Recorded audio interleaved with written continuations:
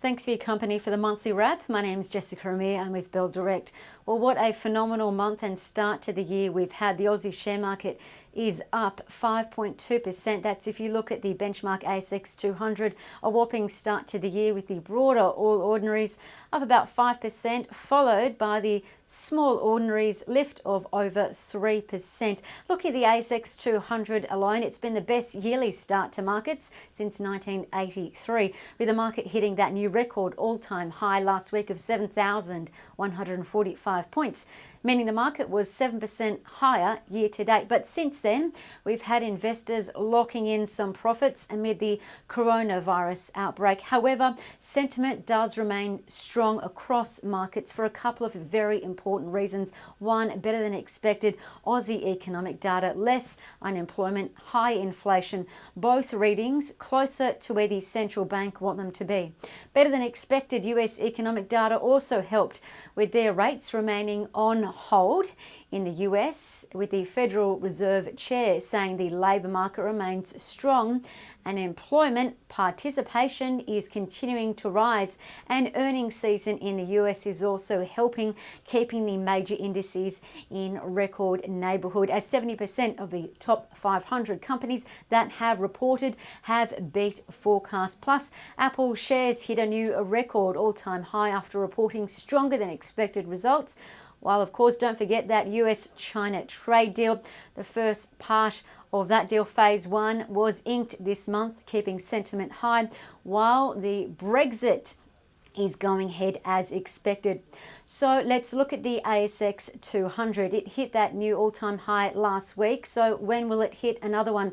Well, we don't know, but just looking at the historical numbers, it tells us that markets pretty much reach a all-time high on average every 19 days after an all-time high has been reached. That's if you look at the numbers from 1989, excluding the dry spell from 2007 to 2019. The numbers also say about 93% of the time a new all-time high was set within the next month. But what about the coronavirus? Well, despite what you read in the headlines, we had a look at the virus outbreaks and epidemics since the 1980s. They've all had varying impacts on markets, but this chart shows us from the HIV outbreak in 1981 to SARS in 2003 to swine flu, Zika and Ebola. All these events cause short-term impacts on markets, regardless of what was going on. Many other factors to consider, of course, but this is just looking at the numbers.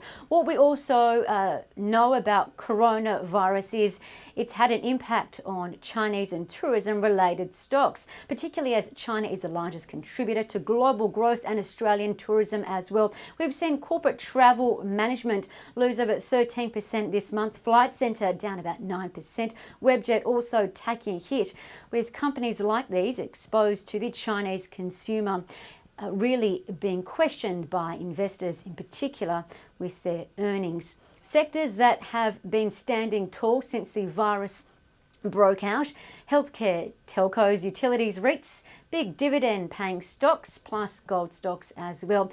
Let's look at the best performing sectors in January. Well, all sectors joined in the rally. Healthcare up the most, 13%, followed by tech stocks up 10%. Energy, the only lagging, but remained in positive territory though, really succumbing to pressure of the oil price as supply and demand concerns both weigh. Meantime, one of the standouts in the healthcare sector was the blood, plasma and vaccine maker CSL, also a top pick for reporting season according to Morgan Stanley, with a price target of $350. CSL shares closed at yet another all-time high as well on Thursday, $319 early in the day, in fact, and it looks like it could become the largest stock on the Aussie share market, taking the thunder away from CBA. Plus, there are also whispers mounting that CSL is developing a vaccine cure or some type of treatment for the coronavirus, as particularly this company, CSL, is the world's leader in vaccines and antibodies known as immunoglobulins.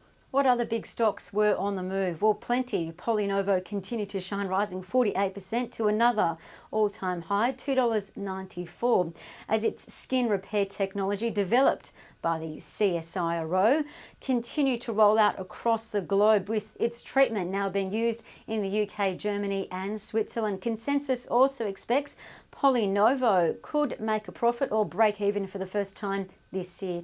Afterpay also in the lead, up 30%, hitting a new all-time high after closing off their share purchase plan. Going the other way, aerial imaging company Nearmap fell the hardest, 28%, after announcing they lost a key US customer. But remember, this company was one of the market darlings last year, up almost 70%. And Treasury Wine Estates shares lost about 19% after cutting their full-year growth forecasts amid a challenging US wine market.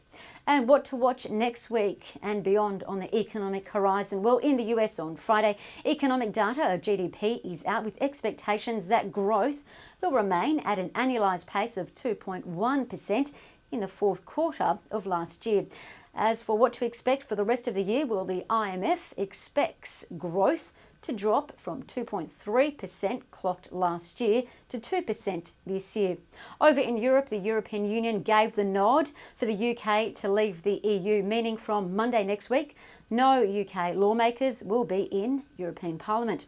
And back home on Tuesday, the RBA is not expected to cut rates, and it's expected to keep the rate, the central interest rate, at 0.75%, as those two important factors, employment and prices, are getting closer to where the RBA wants them, meaning the economy is strengthening its muscle. Inflation, let's remember, rose 1.8% year on year in the December quarter, and food inflation in particular is expected to remain high for the first half of this year on the back of the bushfire and drought impacts. And don't forget, last but not least, confession season officially kicks off next week, so tune in each and every day. We'll cover what you need to be across in the main companies that report, with news in 60 seconds. And don't forget to tune in to our daily market updates on Bell Direct TV or on YouTube as well. Plenty to sink your teeth into. That's it from me. Take care, stay safe, and I'll see you next time. Bye for now.